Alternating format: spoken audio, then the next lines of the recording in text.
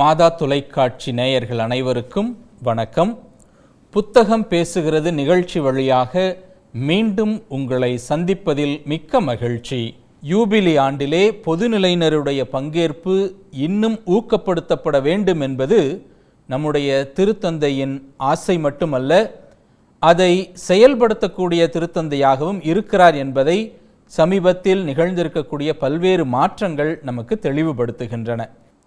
அந்த வகையிலே பொதுநிலையினர் பணிக்குழுவில் 6 ஆண்டுகள் பணியாற்றி ஒரு சிறந்த பொதுநிலையினராக முன்மாதிரி காட்டக்கூடிய ஒரு நபர்தான் இன்று நாம் சந்திக்க போகக்கூடிய நூலின் ஆசிரியராக இருக்கிறார். பொதுநிலையினருக்கு பொதுநிலையினர், கிறிஸ்துவும் கிறிஸ்தவமும் பன்முக சிந்தனை என்கிற இந்த புத்தகத்தை இன்று நாம் பார்க்க போகிறோம். புத்தகத்திற்குள் செல்வதற்கு முன்பாக இந்த நூலின் ஆசிரியரை பற்றி நாம் கண்டிப்பாக சொல்ல வேண்டும். இந்த நூலின் ஆசிரியர் திரு ஹென்றி தி அல்மேதா. ஏறக்குறைய 31 ஆண்டுகளுக்கு மேலாக பள்ளி ஆசிரியராக பணியாற்றிய அனுபவம் பெற்றவர்கள். வரலாறு, ஆங்கிலம் மற்றும் பொருளியலில் முதுகலை பட்டமும், சைக்கோதெரப்பி அண்ட் கவுன்சிலிங்கில் முதுகலை பட்டமும், சுற்றுச்சூழல் பொருளியல் என்று சொல்லப்படக்கூடிய என்விரான்மெண்டல் எக்கனாமிக்ஸில் முனைவர் பட்டமும் பெற்ற அனுபவமிக்க ஒரு ஆசிரியராக இருக்கிறார். குறிப்பாக மதுரை காமராஜர் பல்கலைக்கழகத்திலே சாஃப்ட் ஸ்கில்ஸ் என்று சொல்லப்படக்கூடிய தனித்திறனை வளர்த்தெடுக்கக்கூடிய கருத்துரையாளராக இன்றளவும் பணியாற்றி கொண்டு இருக்கிறார்கள். ஏறக்குறைய 6 ஆண்டுகளுக்கு மேலாக மதுரை உயர்மறை மாவட்டத்திலே பொதுநிலையினர் பணிக்குழுவின் செயலாளராக இருந்து பணியாற்றிய அனுபவம் பெற்றவராகவும் இருக்கிறார். சுற்றுச்சூழல் பாதுகாப்பு, கிறிஸ்துவின் அன்பினின்று நம்மை பிரிப்பது எது ஆகியவை இவருடைய முந்தைய நூல்களாக இருக்கின்றன. ஏற்கனவே மாதா தொலைக்காட்சியிலும் கிறிஸ்துவின் அன்பினின்று நம்மை பிரிப்பது எது என்கிற ஆசிரியரின் அந்த நூலுக்காக நாம் அவரை சந்தித்திருக்கிறோம். 80 பக்கங்களை கொண்ட இந்த புத்தகத்தை தமிழ்நாடு பொதுநிலையினர் பணிக்குழுவினர் வெளியிட்டிருக்கிறார்கள். இது விற்பனைக்காக அல்ல, மாறாக பொதுநிலையினர் படித்து பயன்பெற வேண்டும் என்பதற்காக ஆசிரியர் இதனை இலவசமாகவே கொடுக்க தயாராக இருக்கிறார். ஆகவே தேவைப்படுகிறவர்கள் திரையில் காணக்கூடிய ஆசிரியருடைய தொலைபேசி எண்ணை தொடர்பு கொண்டால் ஆசிரியர் நேரடியாகவே உங்களுக்கு இந்த புத்தகத்தை அனுப்பி வைப்பார். ஒரு சிறந்த பொதுநிலையினராக, முன்மாதிரி பொதுநிலையினராக, பொதுநிலையினருக்கு பொதுநிலையினர், லைட்டி டு லைட்டி என்கிற இந்த புத்தகத்தை வழங்கி இருப்பது மிகச் சிறப்பு. இந்த புத்தகத்தை வழங்கிய ஆசிரியர் அவர்களை மாதா தொலைக்காட்சியின் சார்பாக பாராட்டி மீண்டும் ஒரு முறையாக மாதா தொலைக்காட்சியின் நேயர்கள் அனைவர் சார்பாக வாழ்த்து கூறி வரவேற்கிறோம். வாழ்த்துக்கள் sir. The lateral thinking on Christianity and Christ என்கிற இந்த புத்தகத்தை எழுதுவதற்கு உந்துகோலாக இருந்தது எது? பொதுவாக கத்தோலிக்க கிறிஸ்தவ பொதுநிலை பொறுத்தவரையில் அவர்களுக்கு விவிலியம் அதிகமாக தெரியாது. விவிலியத்தை தொடக்க நூலிலிருந்து இறுதி வரை ஒரு முறையாவது படித்தவர்கள் எத்தனை பேர் என்று கேட்டால் மிகவும் அபூர்வமாகத்தான் பதில் சொல்வார்கள். ஏனென்றால் குருக்களைப் போல, துறவியர்களைப் போல விவிலியத்தை படிப்பதற்கு, முறைப்படி படிப்பதற்கு பொதுநிலைக்கு வாய்ப்பு இல்லை. எங்களுக்கு தெரிந்ததெல்லாம் சின்ன குறிப்பிடம்தான். அத்தோடு நாங்கள் திருப்தி அடைந்து விடுகிறோம். நமது மக்கள் 2000 ஆண்டுகளாக கத்தோலிக்க கிறிஸ்தவராக இருக்கக்கூடிய எல்லோருமே பொதுநிலையினர் விவிலியத்தை கற்றதில்லை அப்படிங்கிற ஒரு ஆதங்கம் எனக்கு இருந்தது. அதனால்தான் அவர்களை இந்த விவிலியத்தை படிக்க வைக்க வேண்டும் என்பதற்காகவே இந்த புத்தகம் எழுதப்பட்டது. தொடக்கத்தில் நம்ம கத்தோலிக்கர்கள் மத்தியில் விவிலியத்தை வாசிக்கக்கூடிய பழக்கம் குறைவாக இருந்தது. ஆனால் இப்பொழுது கொஞ்சம் அது அதிகமாக இருக்கிறது என்பது நம்ம மறுக்க முடியாத உண்மை. ஏன்னா முதல்ல வீட்டுக்கு ஒரு விவிலியம், அப்புறம் இப்போ ஆளுக்கு ஒரு விவிலியம் அப்படின்னு சொல்லி ஆலயத்திற்கு விவிலியம் எடுத்து வரக்கூடிய பழக்கமும் அதிகமாயிருக்கு. ஒன்று, விவிலியத்தை இறைமக்கள் அதிகமாக அறிந்து கொள்ள வேண்டும், குறிப்பாக கிறிஸ்துவை அறிந்து கொள்ள வேண்டும் என்கிற நோக்கத்தோடு இந்த கிறிஸ்துவும் கிறிஸ்தவமும் பன்முக சிந்தனைங்கிற புத்தகத்தை எழுதியிருக்கிறீங்க. ரொம்ப அழகாக சொன்னீங்க. ஏறக்குறைய 82 பக்கங்களை கொண்ட இந்த புத்தகம் தமிழ்நாடு பொதுநிலையினர் பணிக்குழுவால் வெளியிடப்பட்டிருக்கிறது. இந்த வருடம் ஜனவரி மாதத்தில் தான் இந்த புத்தகத்தையே வெளியிட்டிருக்கிறீர்கள். மேதகு ஆயர், மதுரை மறைமாவட்ட மேனாள் பேராயர், தமிழ்நாடு பொதுநிலையினர் பணிக்குழுவின் தலைவர் பேராயர் அந்தோணி பாப்புசாமி அவர்கள் உங்களுக்கு வாழ்த்துரை வழங்கியிருக்கிறார்கள். அதுபோல பொதுநிலை பணிக்குழுவின் மாநில செயலாளர் அருட்தந்தை மரியமிக்கேல் அவர்களும் வாழ்த்து கொடுத்திருக்கிறார்கள். கிறிஸ்து இல்ல குருமடம், கருமாத்தூர் கிறிஸ்து இல்ல குருமட அதிபர் அருட்தந்தை சூசை செல்வராஜ் அவர்களும் உங்களை வாழ்த்தி இதில் எழுதியிருக்கிறார்கள். ஆக உங்களுடைய இந்த பொதுநிலையினருடைய பங்கேற்பும் உங்களுடைய பங்களிப்பும் மிக மிக முக்கியமானதாக இருக்கிறது. நாம் நேரடியாக புத்தகத்திற்குள் செல்வோம். ஏறக்குறைய 8 அதிகாரங்கள் அல்லது பத்திகள் அப்படின்னு சொல்லலாம், 8 பகுதிகளாக பிரித்து இந்த உங்களுடைய கட்டுரைகளை வழங்கியிருக்கிறீர்கள். முதல் கட்டுரை, நான் அறிந்த கிறிஸ்துவும் கிறிஸ்தவமும். இது ஏறக்குறைய கிறிஸ்துவை பற்றிய உங்களுடைய தனிப்பட்ட ஒரு அனுபவ பகிர்வாகவே இருக்கிறதுன்னு சொல்லலாம். அதை நான் சொல்வதை விட நீங்கள் உங்கள் வாயால் உங்களுடைய அனுபவத்தை சொன்னீங்கன்னா ரொம்ப நல்லாயிருக்கும். தந்தைவர்களே, கிறிஸ்துவை பற்றி பொதுநிலையினர் ஓரளவு தெரிந்து வைத்திருப்பார்கள். ஏனென்றால் மறைவுரைகளிலும் வாசகங்களிலுமே அவர்கள் தினமும் கேட்கக்கூடியது. இருந்தாலும் ஒரு காம்ப்ரஹென்சிவ் அவுட்லுக் வேணுங்கிறதுக்காகத்தான் இந்த முதல் அதிகாரத்தில் கிறிஸ்துவனுடைய வாழ்க்கையை 12 பகுதியாக பிரித்து எழுதியிருக்கிறேன். கிறிஸ்துவின் பிறப்பு, பணிவாழ்வு, தெய்வீகம், போதனைகள், உவமைகள், கட்டளைகள், இன்று கத்தோலிக்க கிறிஸ்தவர்கள் வாழ்க்கையில் சந்திக்கக்கூடிய சவால்கள், கிறிஸ்துவின் மரணம், உயிர்ப்பு, விண்ணேற்பு, உடனிருப்பு, அவரது அன்பும் அருளும் என்கிற 12 தலைப்புகளில் கிறிஸ்துவை பற்றிய ஒரு முழுமையான ஒரு புரிதல் ஏற்படுவதற்காக இந்த முதல் அத்தியாயம் எழுதப்பட்டிருக்கிறது. இதில் உள்ள கருத்துக்கள் எல்லாமே 4 நற்செய்தியிலிருந்து எடுக்கப்பட்டவையே. ரொம்ப அருமையாகவே தலைப்புகளெல்லாம் பிரித்து கொடுத்துருக்குறீங்க. அது கிறிஸ்துவின் உவமைகள், கிறிஸ்துவின் கட்டளைகள், அதற்கு முன்பாக இந்த 4 நற்செய்தியிலும் காணப்படக்கூடிய போதனைகளுடைய தொகுப்பு, கிறிஸ்துவினுடைய தெய்வீகத்தன்மை, கிறிஸ்துவனுடைய இரக்கம், அவருடைய பணிவாழ்வு, அந்த தொடக்க வாழ்வு, அவருடைய பிறப்பு, இதெல்லாம் கொடுத்துருக்குறீங்க. ரொம்ப அழகாக கொடுத்துருக்குறீங்க. இதில் வாசித்து வருகிற பொழுது இந்த 8வது தலைப்பாக 25வது பக்கத்தில் வருது, இன்று உத்தம கத்தோலிக்க கிறிஸ்தவ வாழ்விற்கு தடையாக இருப்பவை அல்லது சவால்களாக இருப்பவை. எனக்கு அது குறித்து இன்னும் கொஞ்சம் நீங்கள் பேசினா நல்லா இருக்கும்னு தோணுது. இந்த யுகம் ஏஜ் ஆஃப் கொஸ்டினிங் என்று சொல்லுகிறார்கள். And scientific research mentality has developed அப்படிங்கிறாங்க. அந்த அறிவியல் ஆய்வு வளர்ச்சியின் அடிப்படையில் பொதுநிலையினர் எல்லாருமே கேள்வி கேட்க ஆரம்பிச்சிட்டாங்க. அப்போது இந்த கேள்வி கேட்டு வரும்போது, பகுத்தறிவு சிந்தனை அடிப்படையில் வரும்போது இறை மறுப்பு கொள்கை உள்ளே வந்துடுது. அப்போ இறை பற்று இருக்கணும், இறை அனுபவம் இருக்கணும், இறை நம்பிக்கை இருக்கணும். இந்த 3ஐயும் வச்சு தான் அதை நம்ம எதிர்கொள்ள முடியும். நம்ம மக்களுக்கு ஒரு ஃபார்மல் பயட்டி, சாதாரண ஒரு பக்தி பொதுவான ஒரு பக்தி இருக்கே தவிர ஆழமான ஒரு பக்தியும் ஒரு இறை அனுபவமும் குருக்களுக்கும் கன்னியர்களுக்கும் இருக்கக்கூடிய அளவுக்கு பொதுநிலையினருக்கு இல்லை என்பது என்னுடைய அனுபவத்திலிருந்து நான் பெற்ற ஒரு உண்மை.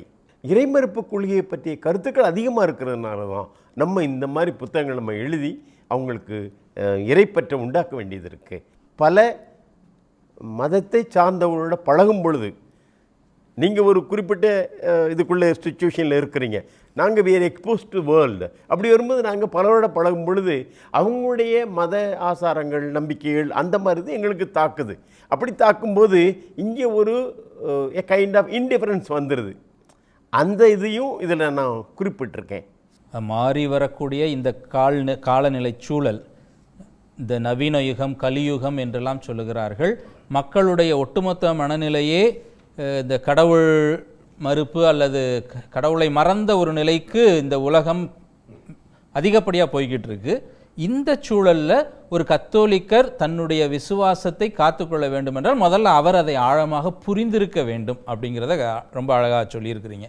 ஏன்னா சமூகத்தில் அவங்க வாழக்கூடிய சூழல்களில் பிரச்சனைகளை சந்திக்கிற பொழுதும், அதுபோல் பிற மதத்தினுடைய அந்த வழிபாட்டு முறைகள் இவற்றை சந்திக்கிற பொழுதும் என்னுடைய வழிபாட்டு முறை இதில் எனக்கு எத்தகைய வாழ்வை தருகிறது, எத்தகைய முழுமையை தருகிறது, எத்தகைய திருப்தியை தருகிறதுங்கிறத அனுபவித்து பார்த்தா மட்டும்தான் அது முடியும். குருக்கள் அல்லது பங்கு தந்தையர்கள் அல்லது மறை மாவட்டம் சில பயிற்சிகளை ஏற்பாடு பண்ணி தான் நம்ம கொடுக்கலாம். உள்வாங்கி கொள்ளக்கூடிய மனநிலை பொதுநிலையிட்ட அவங்களுக்கு திறந்த மனநிலை வேணும். அதை ரொம்ப அழகாக நீங்கள் சொல்லியிருக்கிறீங்க. அதை சொல்கிறது மட்டும் இல்லை, அந்த விவிலிய உண்மைகளை புரிந்து கொள்வதை ஒரு பொதுநிலையினருடைய பார்வையில் எப்படி புரிந்து கொள்ள முடியும் அப்படிங்கிறத நீங்கள் இதில் இந்த புத்தகத்திலையும் அழகாக கொடுத்துருக்குறீங்க. 2வது அத்தியாயத்துக்குள்ளே இப்போ போவோம். பொதுநிலையினுடைய விசுவாச வாழ்வில் பிறப்பிலிருந்து இறப்பு வரைக்கும், ஏன் இறந்த பிறகும் கூட குருக்களுடைய பணி இன்றியமையாதது. ஞானஸ்தானத்தில் இருந்து, திருமுழுக்கில் இருந்து ஆத்மாக்களுக்கு பூச வைக்கிற வரைக்கும், திருப்பலி நிறைவேற்ற வரைக்கும் அவங்களுடைய பணி இன்றியமையாது. ஏன்னா வாழ்வோடு இணைந்தது தான் இந்த வழிபாடு நமக்கு. அதனால் குருக்களுடைய பங்கும் கண்ணீருடைய பங்கும் நிச்சயமாக அளப்பரியது. இன்றைய காலகட்டத்தில் ஒரு பங்கு குருவாக குருக்களும் சரி அல்லது பங்கில் பணியாற்றக்கூடிய துறவரத்தாரும் சரி போதுமான அளவு தங்கள் பணியை செய்கிறார்கள் அப்படின்னு நீங்கள் உணர்றீங்களா? உண்மையிலே செய்கிறாங்க, அவங்களால முடிந்த வரை சரி. ஏன்னா முன்னால் இருந்த மாதிரி இப்போ இல்லை. மக்கள்லாம் ரொம்ப பொருள் தேடுறதுக்கும் மற்ற தேடுறதுக்கும் பிஸி ஆகிட்டாங்க. அதனால they are not able to spare time for the spiritual life. அதுதான் அங்கே ரொம்ப சிக்கலானது. ஒரு ஞாயிற்றுக்கிழமை திருப்பலிக்கு 1 மணி நேரம் இருக்கிறதே பெரிய பிரச்சனையாக இருக்குது. அந்த அளவுக்கு இருக்கிறாங்க. முன்னால் மாதிரி இல்லை. இப்போ வாழ்க்கை ரொம்ப பரபரப்பாக போயிடுச்சு.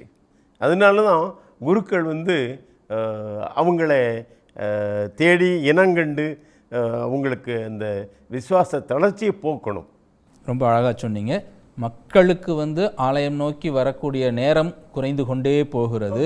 அதே நேரத்தில் ஒரு பங்கு குருவாக இருப்பவர் மக்களை தேடி இன்னும் போகணும். ஏன்னா ஒரு சில பொதுநிலையினர் அதை குறையாக சொல்ல நானுமே கேள்விப்பட்டிருக்கிறேன். இப்போ வீடு சந்திக்கிறதுலாம் குறைஞ்சு போச்சு, ஃபாதர்ஸ் வீடு சந்திக்க வரமாட்டுறாங்க.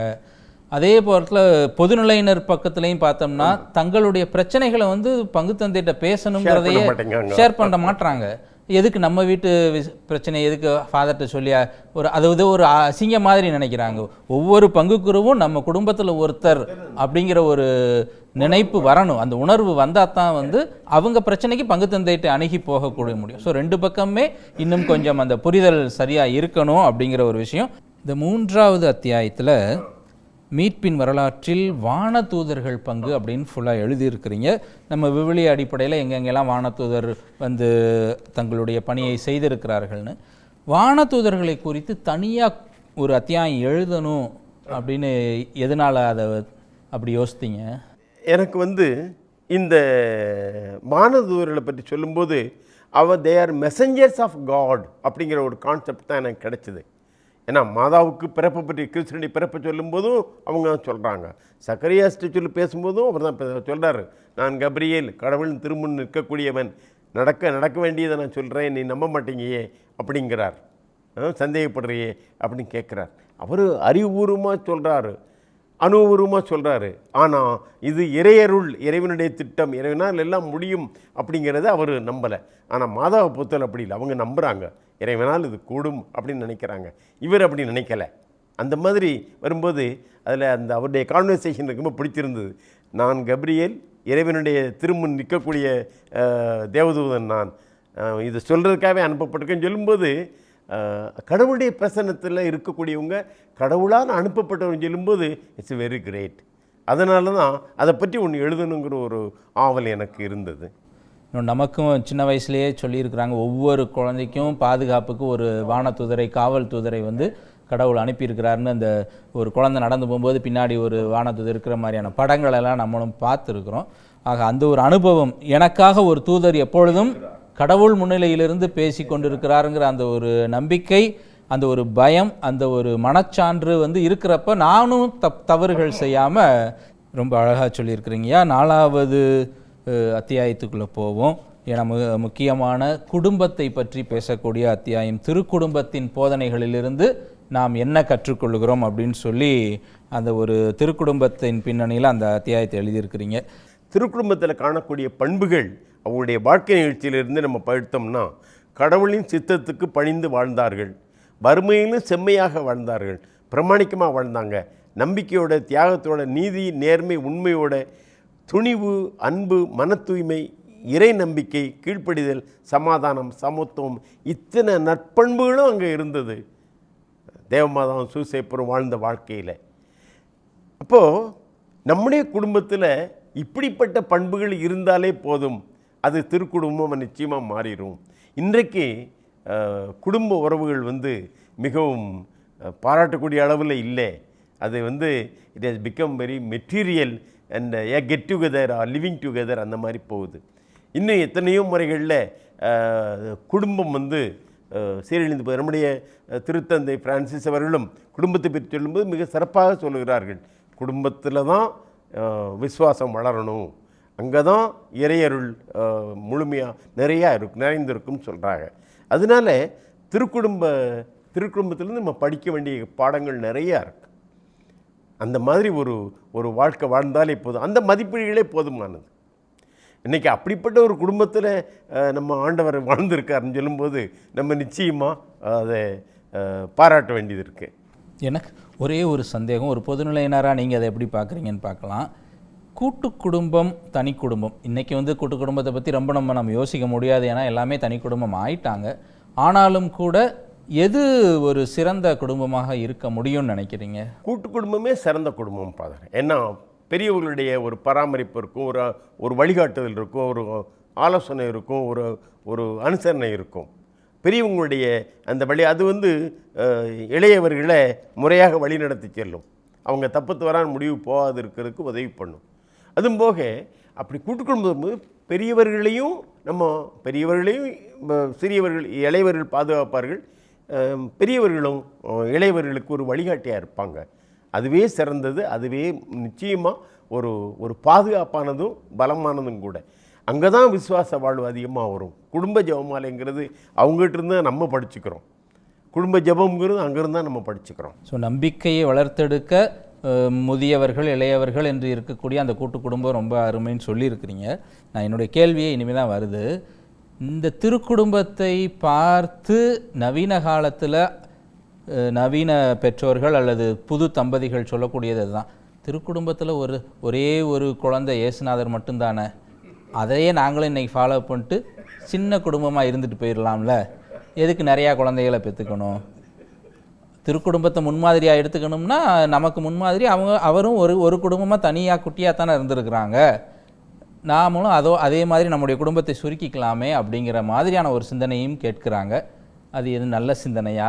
அது சரியான சிந்தனை இல்லை ஃபாதர். ஏன்னா அதுக்கு காரணம் 2 பேருமே வேலை பார்க்குறவங்களா இருக்காங்க. அப்போது 2 பேருமே தனியாக இருக்கிறாங்க. தனி கொடுத்தனும் 2 பேரும் வேலை பார்க்குறாங்க.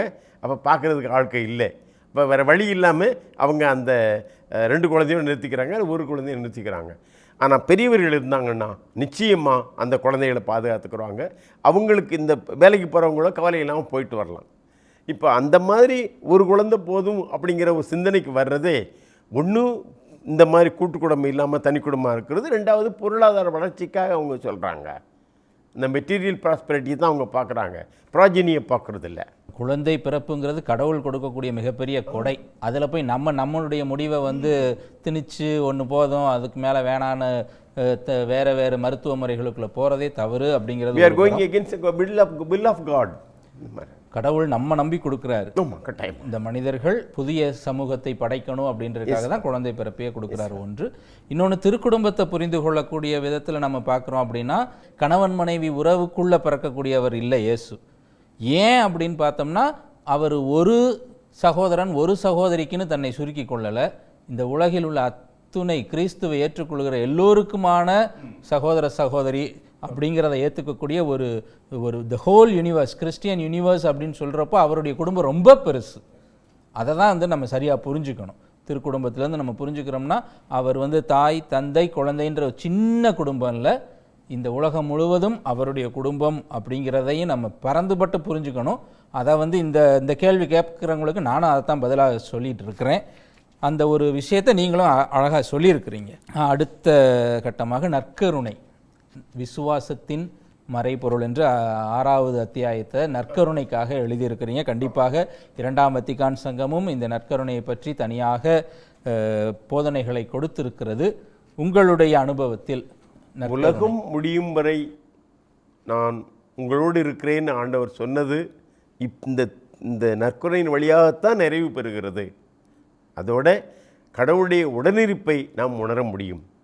இப்போ இந்த தாமஸ் அக்வினாஸ் சொல்கிற மாதிரி கண்ணால் பார்த்தால் அப்பம், கையால் தொட்டால் அப்பம், சுவைத்து பார்த்தால் அப்பம், ஆயினும் அது அப்பம் அல்ல உம்முடைய திருவுடல், ஏனெனில் அதை நீரே சொன்னீர், அதனால் விசுவாசிக்கிறேன். அந்த விசுவாச உணர்வு இருந்தால் போதுமானது. அது நம்முடைய உண்மையாக நம்முடைய நம்பிக்கையின் மறைபொருள் அது. அதனால் எல்லா அருட்சாதனங்களும் இந்த நற்கருணையை மையப்படுத்தியது தான்.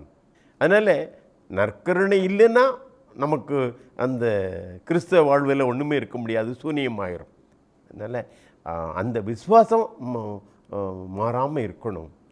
இந்த விசுவாசத்தை நிச்சயமாக நம்ம காப்பாற்றி ஆகணும். அதுக்கு குருக்கள் என்னென்ன முயற்சி செய்யணுமோ அத்தனையும் செய்யணும். குறிப்பாக இப்போ வந்து வெள்ளிக்கிழமை ஒரு பக்தி முயற்சி வைக்க, நல்ல பக்தி முயற்சி, அது மிக சிறப்பான பக்தி முயற்சி, அது வளரணும். அந்த மாதிரி ஒரு இது இருக்கணும். நற்கருணை ஆராதனை, அதோடு நற்கருணையை உட்கொள்வதற்கு நம்மை தயாரிக்கும் தகுந்த முறையில் அதுவும் ரொம்ப முக்கியம். அந்த இடத்துல நான் என்ன சொல்ல வரேன்னா, பங்கு தந்தையர்கள் ஒப்புரவு அருட்சாதனம் அதிகமாக கொடுக்கறதுக்கு, மக்கள் பெறுவதற்கு வாய்ப்பளிக்கணும். இந்த புத்தகத்தின் 7வது அத்தியாயம் ரொம்ப குட்டி அத்தியாயம். ஆமாம், சக்கேயுவை பற்றின அந்த ஒரு நிகழ்ச்சி, இறங்கி வா அப்படிங்கிற அந்த ஒரு நிகழ்ச்சியோட அது இந்த இடத்துல சேர்க்கணும்னு உங்களுக்கு எதனால தோணும்? இந்த இடத்துல சேர்க்கணும் எனக்கு வந்து அது ஒரு சேலஞ்சு பண்ணுற மாதிரி இருக்குது. அந்த நல்ல கெட்டகலன் பண்ணுறது, நல்ல கலன் மட்டும் விசுவாசத்தை அறிக்கையிடுறான். இவன் கெட்டகலன் வந்து அவரை சேலஞ்சு பண்ணுறான். நீ யாரை, நீ மெஸ்ஸியாவானா இறங்கி வா, எங்களை ரசித்துக்கோ உன்னையும் ரசித்துக்கோ அப்படிங்கிறான். ஆனால் நல்ல கலன் அப்படி இல்லை. அவன் வந்து அவரை நீர் குற்றமற்றவர், மாட்சிமையில் வரும்போது நினைத்திறன்னு சொல்கிறான். அது அந்த விசுவாசத்தினுடைய ஒரு த ரிவார்ட் ஃபார் ஃபெய்த், அது ரொம்ப பாராட்டு. அதே மாதிரி சக்கேயுவை பார்த்து ஆண்டவர் வந்து சக்கேயு இறங்கிவான்னு சொல்றாரு. சிலுவையில் இருக்கக்கூடிய ஆண்டவரை பார்த்து அந்த கல்வரில் ஒருத்தன் வந்து நீ இறங்கிவான்னு ஏளனமா சொல்றான். அந்த வித்தியாசத்தை நீங்க இந்த இடத்துல சொல்லியிருக்கேன், ஏளனமா சொல்றான். சக்கையை வந்து வந்த உடனே மனம் மாறுறான். ஆண்டவரே, நான் சொத்துல பாதியை கொடுத்துறேன், யாருக்காவது ஏதாவது நான் அபகரிச்சிருந்தா அதுக்கு 4 மடங்கு கொடுத்துறேங்கிறான். அப்போ மனமாற்றம். இன்று இந்த வீட்டுக்கு மீட்பு வந்துருச்சுன்னு ஆண்டவர் சொல்கிறார் அந்த இடத்துல. அதனால 2 பேருடைய வார்த்தைக்கு ரொம்ப வித்தியாசம் இருக்குது. இந்த connotative denotative meaning of words are different. அந்த மாதிரி வருது. கண்டிப்பாக நம்ம பல நேரங்களில் வந்து குடும்ப உறவுகளில் இறங்கி வராமல் ஒரு நிலையிலேயே நின்றுக்கிறேன், அதுதான் வந்து பிரச்சனைகளுக்கு காரணமாக இருக்குது. ஈகோ அப்படின்னு நம்ம சொல்கிறோம், அங்கே போய் ஏறி நிப்பாட்டிடுறது. அதுலேருந்து நம்ம இறங்கி வருகிற பொழுது பல்வேறு மாற்றங்கள் குடும்ப உறவுகள்லையும் நடக்குது. இந்த புத்தகத்தின் இறுதி அத்தியாயம் கேள்வியும் பதிலும். அதில் வந்து அந்த கேள்வியும் பதிலும் அப்படிங்கிறதுல நிறைய பேர் அவர்கிட்ட கேள்வி கேட்குறாங்க. ஆண்டவரும் பதில் சொல்கிறாரு. ஆண்டவரை பொறுத்தவரையில் அவர்கிட்ட யார் கேள்வி கேட்டாலும் அவர் அவங்க பதில் சொல்ல முடியாத அளவுக்கு பதில் சொல்லிடுவார். அதாவது அவரை வந்து சிக்க வைக்கணும்னு பரிசேயர்கள், மறைநூல் அறிஞர்கள் நிறைய கேள்விகளை விவிலியத்தில் கேட்டிருக்கிறாங்க. ஆனால் அந்த கேள்விகள் கேட்ட பொழுதெல்லாம் அவர்களை வாயடைக்க செய்யக்கூடிய அளவுக்கு இயேசுடைய பதில் ஒரு வித்தியாசமான பதிலாகவும் இருக்கும். சில நேரம் ப்ராக்டிக்கலாக ஏதாவது செஞ்சு காட்டிடுவார். தெய்வீக ஞானம், அதுக்கு முன்னால் இந்த மனித அறிவு நிற்க முடியாது. இறுதியாக ஃபாதர், இந்த புத்தகத்தினுடைய மிக அடிப்படையான ஒரு நோக்கமே 2ஆம் வத்திக்கான் சங்கம் அந்த ஏட்டில் மறைக்கொள்கை திரட்டில் பொதுநிலை பற்றிய 4ஆம் அத்தியாயத்தில் எண் 36 சொல்லப்பட்டிருக்கு. ஆண்டவர் தமது அரசை பொதுநிலையினர் மூலமாக பரப்ப விரும்புகிறார். இவ்வரசு உண்மையின் அரசு, வாழ்வின் அரசு, புனிதத்தின் அரசு, அருளின் அரசு, நீதியின் அரசு, அன்பின் அரசு, அமைதியின் அரசு. இந்த அரசை நம்ம இந்த உலகத்தில் நிலைநாட்டணும்னா நிச்சயமாக பொதுநிலையினர் விசுவாசத்தோடையும் நம்பிக்கையோடையும் பிறன்போடையும் வாழணும். அதான் ரொம்ப இறுதியாக சொல்லியிருக்காங்க. பொதுநிலையினர் ஒவ்வொருவரும் ஆண்டவர் இயேசுவின் வாழ்விற்கும் உயிர்ப்புக்கும் உலகின் சான்றாக நின்று வாழும் இறைவனின் அடையாளங்களாக திகழ வேண்டும்னு 38வது எண்ணை சொல்கிறாங்க. மிக அருமையான கருத்து. இப்படி வாழ்ந்தாலே போதுமானது. அதற்கு நிச்சயமாக பொதுநிலையினர் விவிலியத்தை அறிய வேண்டும். பொதுநிலையினர் அவர்களுடைய முக்கியத்துவத்தை, அவர்கள் தங்களுடைய விசுவாசத்தை ஆழப்படுத்துவதற்கான முக்கியத்துவத்தை இந்த புத்தகத்தில் உங்களுடைய தனிப்பட்ட அனுபவமாகவும் கொடுத்துருக்கிறீங்க. ரொம்ப அருமையாக லைட்டி டு லைட்டி, பொதுநிலையினருக்கு பொதுநிலையினர், கிறிஸ்துவும் கிறிஸ்தவம் பன்முக சிந்தனை என்கிற இந்த ஒரு சிறிய புத்தகமாக இருந்தாலும் காலத்தின் தேவைக்கு உரிய ஒரு புத்தகமாக இருக்கிறது. ஆக மீண்டும் ஒரு முறையாக மாதா தொலைக்காட்சி நேயர்கள் மற்றும் மாதா தொலைக்காட்சியின் சார்பாக இந்த அருமையான புத்தகத்தை வழங்கிய உங்களுக்கு எங்களுடைய வாழ்த்துக்களையும் பாராட்டுதல்களையும் நன்றிகளையும் தெரியப்படுத்திக் கொள்கிறேன். அன்பு நேயர்களே, மீண்டும் ஒரு புத்தகம் பேசுகிறது நிகழ்ச்சி வழியாக உங்களை சந்திக்கும் வரை உங்களிடமிருந்து விடைபெற்றுக் கொள்கிறோம். நன்றி, வணக்கம்.